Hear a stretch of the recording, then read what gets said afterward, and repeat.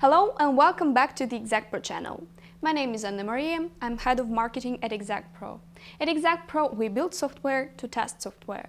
Do check out our website exactpro.com if you want to learn more about us.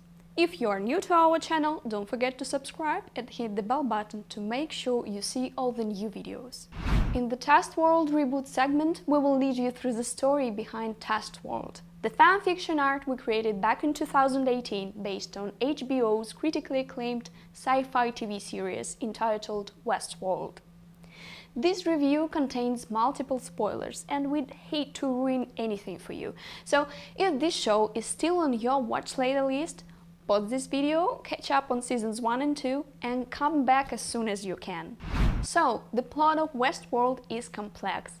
It can be characterized by exceptional narrative, non-linear storytelling, dynamic point of view changes, and striking metaphors.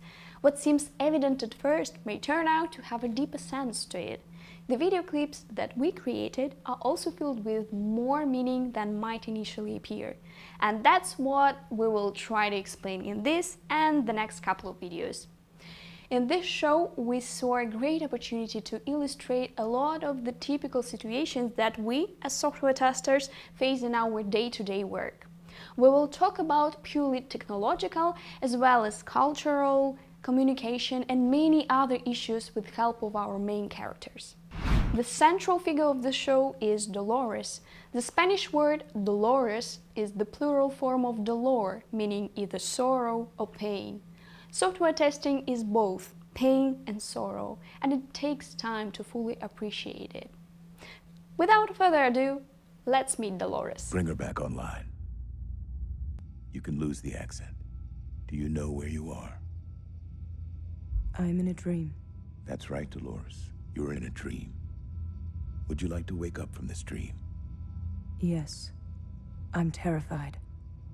There's nothing to be afraid of, Dolores. As long as you answer my questions correctly. Understand?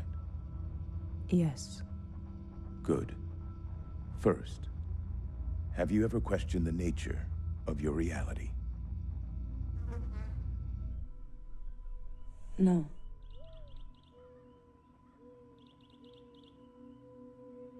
Tell us what you think of your world. Some people choose to see the ugliness in this world. The disarray. I choose to see the beauty. Morning, Daddy. You sleep well? Similarly to Dolores, who chooses to see the beauty in this world, our main character, who is a junior QA engineer, chooses to see the beauty in software and follow positive scenarios when testing. However, this is a futile undertaking. When one is inclined to see a quality product in the system under test, then that's what they'll see. The chances of actually revealing defects decrease exponentially. In contrast, when one looks for defects, then that's what they're likely to find.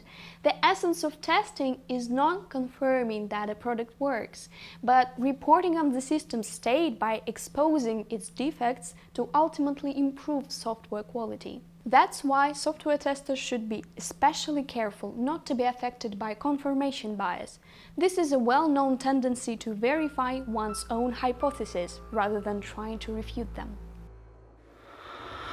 Some people choose to see the ugliness in software, the disarray.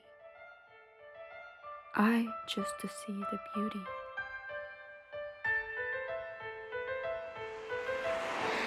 This may, however, be the calm before the storm, because with the serenity on the foreground, a disruptive force is gaining momentum. Much later, as Dolores grows as a software testing professional, she'll become conscious of the true nature of testing. But for now, she is blissful and ever so confident in her beliefs. The next episode epitomizes this state of euphoric ignorance. In the original series, the episode is based on the scene where Lee Sizemore, head of narrative and design of Westworld, all-inspired pitches a new storyline. It's this extremely garish story he expects to become their guest's next obsession. This storyline will make Hieronymus Bosch look like he was doodling kittens. I have vivisection, self-cannibalism, a special little something I call the Ouroboros. Now, I don't want to appear immodest, but this is the apex of what the park can provide. Horror. Miss anything interesting? Romance, titillation. Lee not appearing immodest. Our most skilled guests will fight their ways to the outer limits of the park, besting fearsome braves, seducing nubile maidens, befriending tragically ill-fated sidekicks, and, of course, like all our best narratives over the years, our guests will have the privilege of getting to know the character they're most interested in, themselves. I present our guest's next obsession, Odyssey on Red River.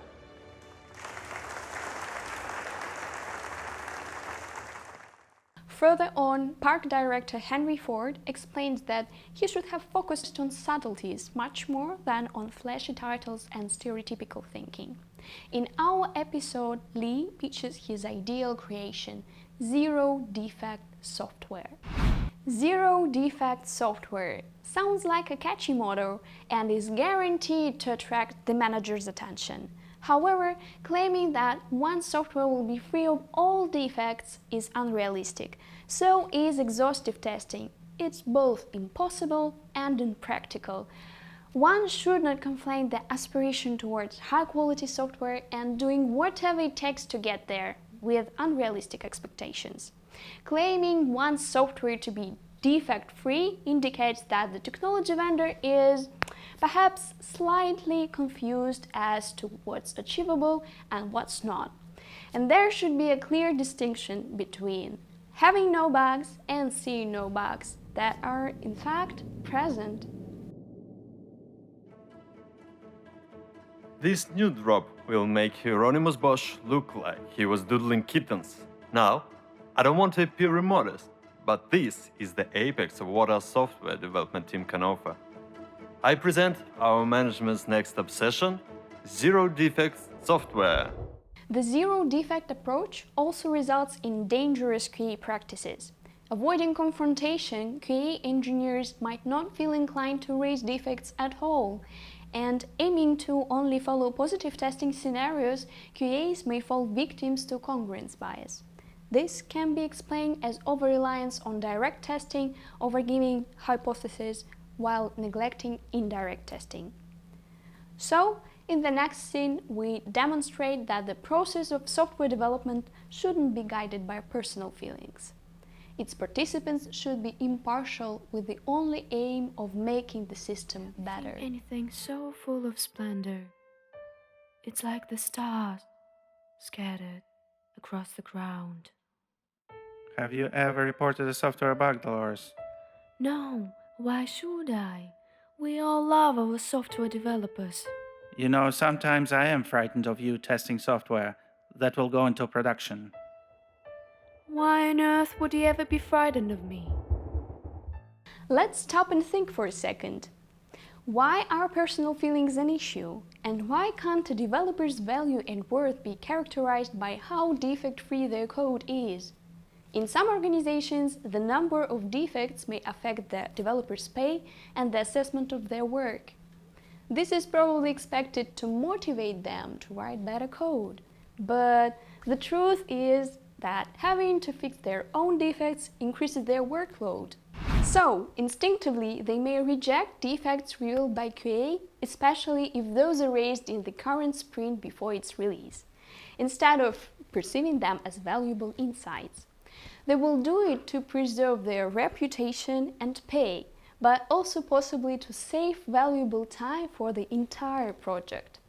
This snowballs further as QAs become hesitant to submit defects, knowing that developers will try to dismiss them out of hand. So, whether they do it with the best of intentions or not, being blind to defects at any stage of SDLC has a negative effect of the quality of the system being released into live service. In the next clip, we'll look into this issue in more detail. Teddy, just like all other hosts in the narrative, has died hundreds of times, and yet that doesn't affect how he or most of the hosts go about their day. In fact, every day may start with a new life and they won't even register it. The coward dies 1,000 deaths. The valiant taste of death but once. Of course, Shakespeare never met a man quite like you, Teddy. You've died at least 1,000 times. And yet it hasn't dulled your courage. Tell me, is that all you aspire to, Teddy? There's a girl, Dolores. Better than I deserve. But maybe someday soon, we'll have the life we've both been dreaming of. No, you never will. There are many jokes around how software developers go through the classical stages of grief before fixing a defect. A developer may deny it at first, then get angry and start bargaining before doing some introspection and eventually accepting it. Our Teddy is an example of a software developer that isn't affected by the number of bugs that have leaked into production or the defects in front of him. In a hostile environment, a developer may definitely use denial as a defense mechanism. But this is completely wrong. Now tell me, what do you see in these pictures? Doesn't look like anything to me. A coward dies 1,000 deaths. The valiant taste of death but once. Of course, Shakespeare never met a software developer quite like you, Teddy.